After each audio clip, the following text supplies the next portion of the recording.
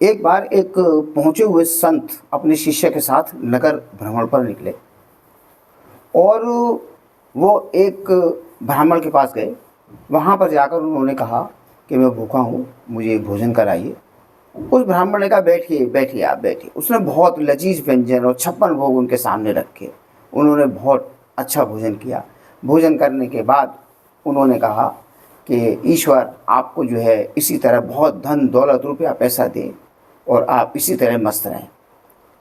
थोड़ा आगे बढ़े। आगे जाकर उन्होंने एक ब्राह्मण देखा जो गैया की सेवा कर रहा था। उन्होंने उससे कहा कि मैं 2 दिन से भूखा हूँ, तो मुझे भोजन कराइए।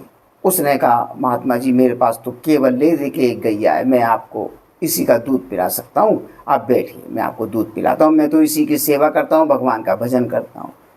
उसने दूध पिलाया। दूध पीने के बाद जो संत थे उन्होंने उसको श्राप दिया कि ईश्वर करे तुम्हारी ये गैया भी मर जाए। अब जो संत के साथ शिष्य थे उनको ये बात समझ में नहीं आई।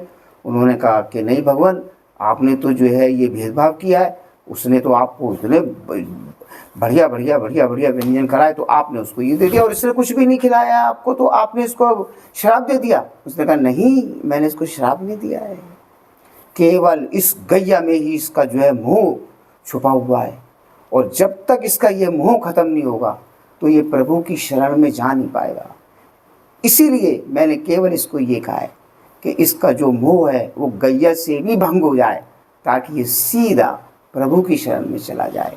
राधे राधे।